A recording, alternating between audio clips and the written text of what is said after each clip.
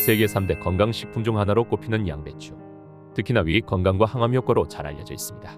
슈퍼푸드라고 할 수 있을 만큼 풍부한 영양소가 들어있어 많은 분들이 건강을 위해 양배추즙이나 한 제품을 챙겨 드실 텐데요.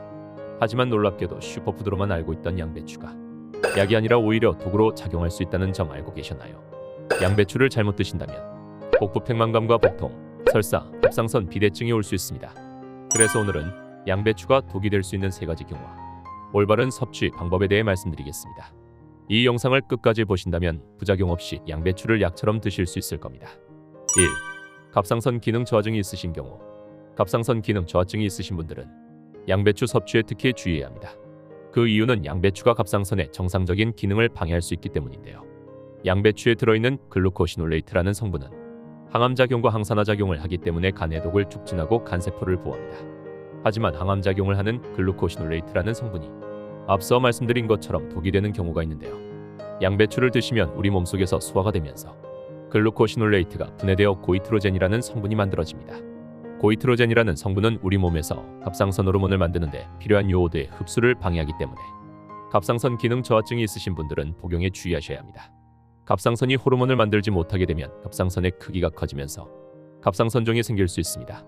하지만 다행히도 고이트로젠이라는 성분은 열에 약하기 때문에 지거나 끓는 물에 데쳐서 드시면 크게 문제가 되지 않습니다. 2. 혈전용해제를 복용하시는 경우. 혈전용해제를 복용하시는 분들은 양배추 섭취에 주의가 필요합니다. 그 이유는 양배추가 혈전용해제의 작용을 방해할 수 있기 때문입니다. 양배추에는 비타민유뿐만 아니라 다른 종류의 비타민도 굉장히 많이 함유되어 있는데요.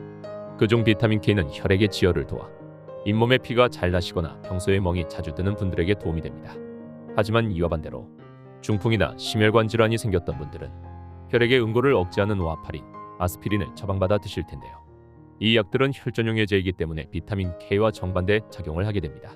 따라서 양배추를 많이 섭취하게 된다면 약물의 흡수가 방해될 수 있기에 평소에 이러한 약을 드시는 분들은 즙이나 한으로 된 제품 섭취에 주의하셔야 합니다. 3.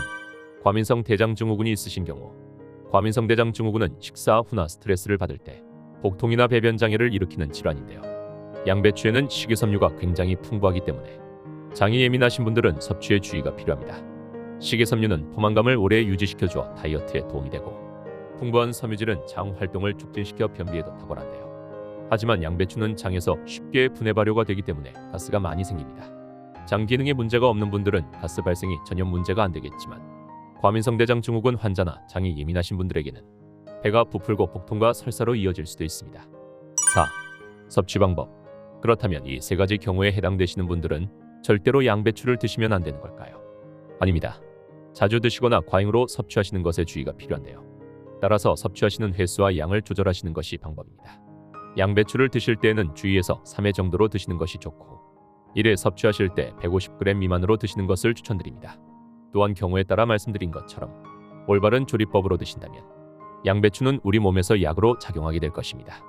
양배추는 일부 경우에 독이 될 수도 있지만 양배추 자체가 좋은 식품인 것은 변함이 없습니다. 따로 증상이 없으신 분들은 생으로 드시는 것이 영양소를 고루 섭취할 수 있는 방법입니다.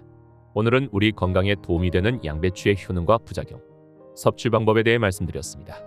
자신의 몸에 알맞게 적당히 섭취하시고 양배추의 효능만 듬뿍 받으시기 바랍니다. 지금까지 가시TV 채널이었습니다.